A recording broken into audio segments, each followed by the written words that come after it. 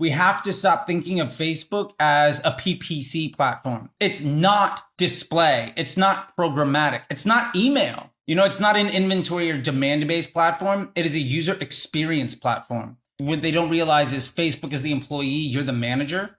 The harder you work, the more you're micromanaging your employees. The more I micromanage an employee, the worse they are.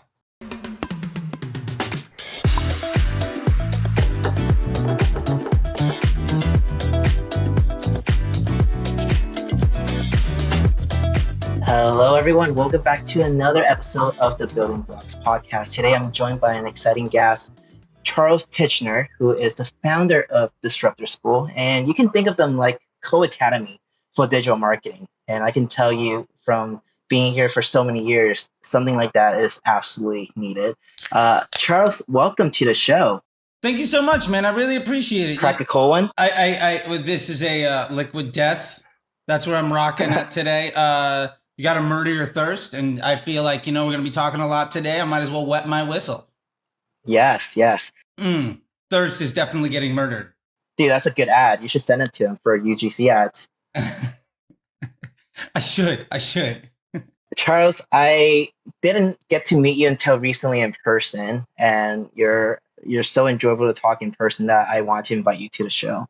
A lot of people around the space know you as the Facebook guy. You're the guy who has spent an absurd amount of money on Facebook. What's that number again? $400 million on Facebook spent across your accounts and your students?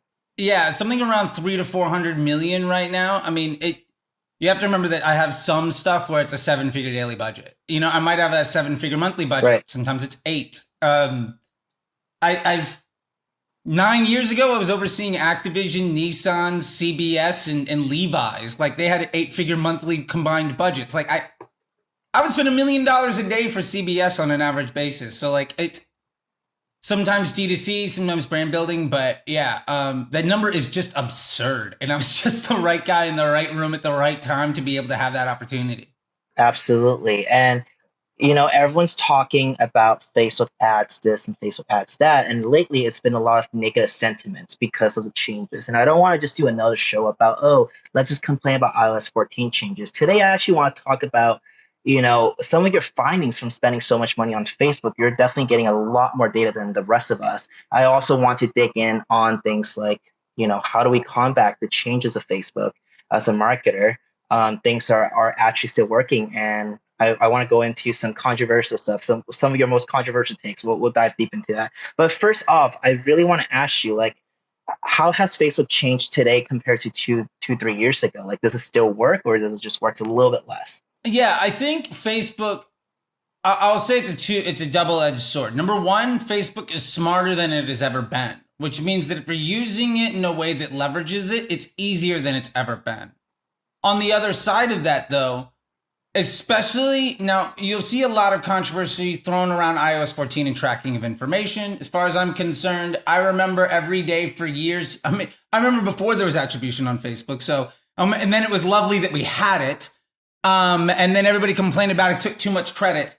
And now they're saying, well, we don't get enough credit. And at the end of the day, business owners don't really care about credit. They care about revenue. So I'm not really concerned with feeding my ego as a marketer nearly as much as growing brands and businesses. That all being said, what happened last year more than anything, and is attributed to iOS 14, but is actually way more tied in with the rise of TikTok, is Facebook made a very specific point, and they were very public about this, but I don't think it really registered with a lot of folks that they are prioritizing the end user experience more than they have in a very long time. So Facebook wants you to be happy with your time on Facebook and on Instagram. They're changing, they said, well, Instagram is a video platform and we're prioritizing communities and prioritizing connections and experience. And while iOS 14 came out at the same time, one of the big changes that we saw, and it was just a minor little shift, but because of machine learning, it has compounding impacts, is marketers that don't prioritize the end user experience saw soaring costs on the platforms. And those that did prioritize the way that Facebook users felt on the platform, basically those that cared about their business partner's bottom line, saw tremendous success. And as a for instance, I got a student of mine from the Facebook Ads MBA program. He runs women's print-on-demand jewelry in America. He was upset during Black Friday because his CPMs went up by 50%, all the way to $16 and $18. Most people I know would love to see some CPM like that at all. And that was his super high, competition marketplace, marketing towards women that aren't necessarily wanting to buy, with jewelry, which everybody's trying to hawk. And in that space, because his ads did the job of meeting Facebook's business objectives, he was getting ridiculously low cost of inventory. And so this is really playing into the idea of we have to stop thinking of Facebook as a PPC platform. It's not display. It's not programmatic. It's not email. It's not an inventory or demand-based platform. It is a user experience platform. And the less you try to force your experience you want onto people to try to extract money from them, the more you make Facebook's business objective of time on site and on app and consumer intent positive, the cheaper it's going to be for you to advertise, and the higher the quality of the experiences, the auctions you're going to win. At the end of the day, say you really give a damn about the end consumer. You're running heavily creative testing. There's a branding approach to it. You're running broad, dynamic creatives, lowest cost. You're doing all of that stuff. And I'm working off of interest groups and bidding models and lookalikes and heavily retargeting things, trying to do everything. I might have one or two ad sets that are way better than your broad. But every month you're getting better. Every month I have to work harder and harder just to maintain the same thing, because I am basically making it more and more difficult just to stay afloat every month. And after a year, I'm probably going to struggle to stay on the platform, and you might struggle with funding because you ran out of money because you've been doing so much. And I've had more people struggle with having to go to VCs early and inventory issues than I have people being priced out of the marketplace when you align yourself with Facebook's objectives. And I think every platform, every business relationship works like that. Any relationship, honestly. If you had a friend that said, this is what I need from you, if my wife said, this is what I need from you, and my response was to give her the finger and demand money, we're not going to be in a relationship very long. And there's really no difference with Facebook. I just think that in the last year, that's just amplified. Right. So what you're saying is let Facebook do its thing, because it's just so much smarter than us. And the more you try to work against it, the harder your life will be. Yeah. I'm seeing like the prompts you're saying are usually good prompts for people like running out of inventory or needing more funding to scale. Most people, I would say, listening to this, and 89% of the people are probably like, man, I can't even get my Facebook to work. And I'm quite curious to hear, like, why is that the case? Like, from your assessment, why does Facebook work better for some brands than the other, even if they do the same exact thing? Is there a difference for how you can run Facebook ads for a brand at a certain AOV or a certain like brand recognition versus a brand who is very well known, has a large audience already? What is the different ways to approach these two type of businesses? Yeah, that's a great question. And I've had the luxury, because I have students and clients from all over the world and have been doing it for many years. I've had basically the same business come to me 20, 30, 50 times, like over the years, right? And that's happened all sorts of times. And what I can say is the most important thing in running your Facebook ads is the business model. I think more than anything, outside of running Facebook side, but what happens after the click is so tragically undervalued. I've seen two businesses running basically the exact same. I saw two skincare brands run basically the exact same stuff. Like they were literally sourcing from the same place. If they were white labeling more or less the same product. And one of them leveraged influencer marketing, Google, like search and email, and made a lot of money or made a lot of profit margin, but had a really hard time growing. And the other one heavily favored customer service and Facebook ads. And as a result, they ran at a much lower profit margin per transaction, but they run at a much higher profit margin per customer. And one of them went out of business in 18 months. The other one exited for an 8-figure exit in 26 months from founding. So one of them was a $24 million deal. The other one fired everybody and closed up shop. And Oh man. the big difference there is one of them focused on return on ad spend, right? And marketing efficiency.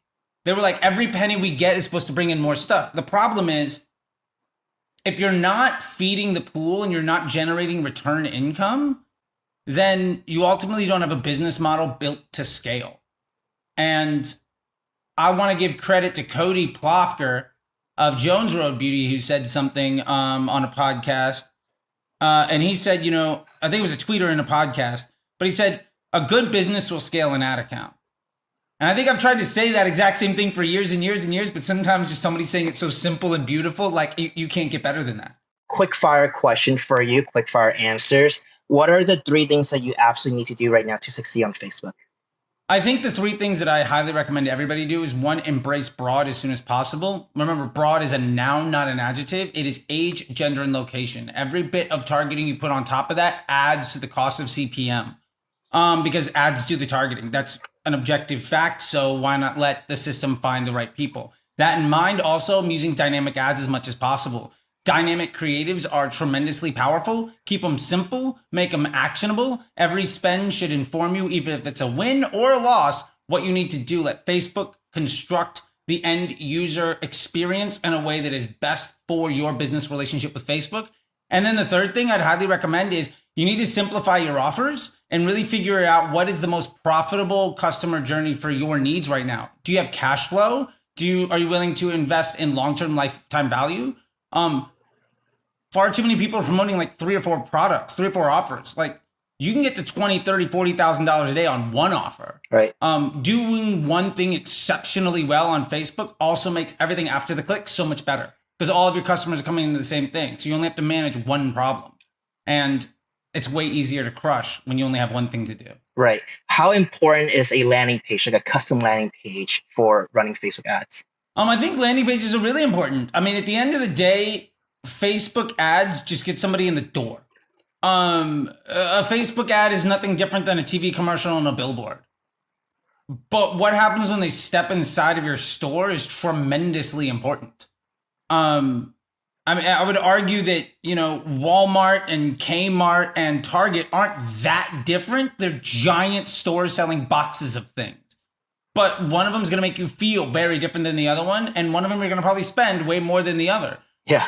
That experience matters. Right. I live in LA and we've got Vons and we have Ralph's. Right. I would rather go into a Vons than a Ralph's, even though it's the exact same stuff for the exact same price, because the vibe is different. Yep. And I don't think that you might have your choice, but that stuff matters. So I think it's insanely important to measure and improve what happens after the click. At the end of the day, no Facebook ad's going to fix a janky site. Absolutely. In terms of creatives, there is a time when one particular type of creative worked really well, the direct response ads or like the as seen on TV type of ads work really well. For current times, based on all your accounts, what is the format that works really well for all the accounts? I love that question because I think ultimately the answer is that there isn't an answer to that question. I would say every brand, like we're talking about the vibe, right, of the landing page and the look and the feel. Every brand needs to create, the purpose of your ad should be to develop a relationship and a bond between the customer and you. And for some brands, that's going to look like static images. For some brands, that's going to look like user-generated content. For some brands, that's going to be video. What's most important is that you try to figure out what problem you're trying to solve and then design creatives to solve that problem. If I've got 3 UGCs and I'm doing really well, probably I don't need a 4th one. I need a piece of content that somebody that's not going to watch a video is actually going to care about. So am I trying to be more efficient with my advertising? And if so, I probably want to solve the same problem, but better.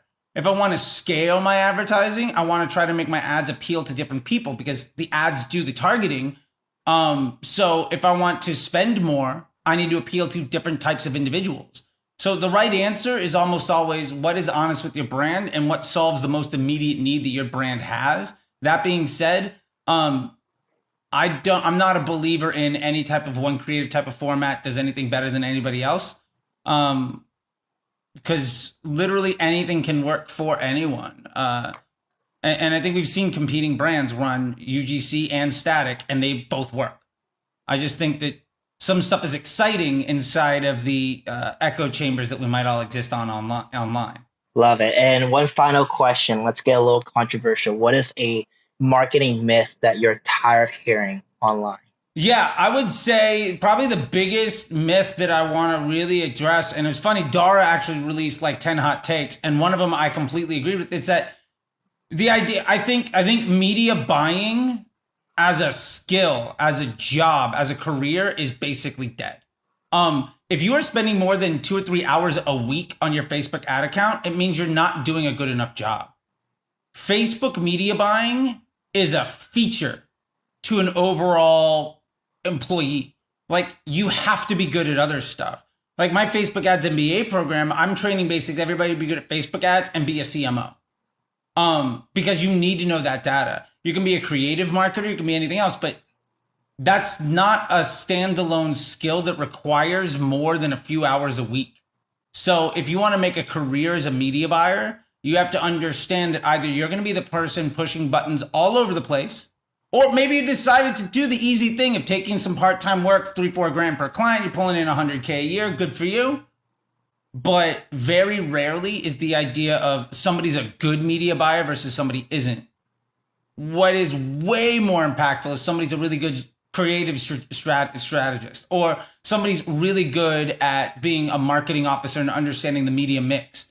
But the easiest way to buy ads on Facebook is go broad, use dynamic ads, and focus on getting one thing well.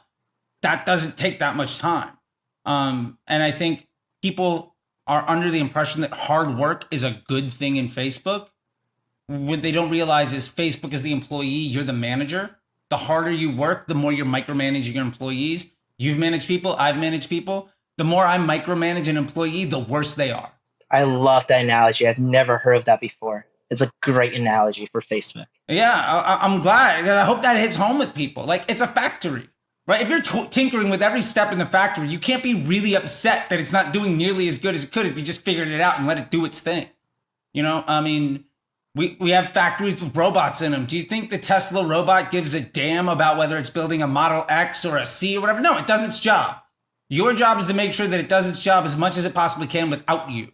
Any business owner should be working at the greatest extent to make sure that that business is successful without needing them.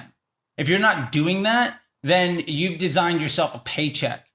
And I don't know about you, but I don't build businesses so that I can have a nice paycheck. I build businesses so that I can solve problems and exit them and work on bigger things. Like, if you're not thinking big, you're going to stay small. And your work ethic should go into everything else in the business, not how do I make the best billboard possible. I love that. Charles, those are extremely valuable tips that you just gave. I'm so glad we had this conversation. And that's a wrap for today's show. Thank you so much for coming on. Thank you, man. I really appreciate it. I was lovely to get a chance to meet you in person too. We got to hang a little bit, and you're a very, very nice guy. And I know you do a lot of things behind the scenes to help people out, and I think that is tremendous. And I really want to let you know that I appreciate those things. I see stuff, I won't call things out, but you definitely have a really good head on your shoulders, and you are exceptionally giving with the opportunity that you've had. And I think a lot of people are better because they've got you in their environment. And I think from where I'm sitting, that is the greatest gift that I feel, the greatest thing anybody could ever hopefully say about me was that because I'm in their environment, they're better off. And I think you're hitting that home. And I don't know anybody that knows you that would disagree with that. Thank you, Charlie. You're just, that was the biggest compliment you could have given me. Thank you so much. You just heard an episode of the Building Blocks podcast. If you like what you heard, subscribe below to keep hearing conversations that I have with brilliant marketers, founders, and innovators on how they built their best ideas. Now, if you want to learn how you can turn your best ideas and build something massive out of it, visit my website, bbclass.co, or follow my Twitter @agro.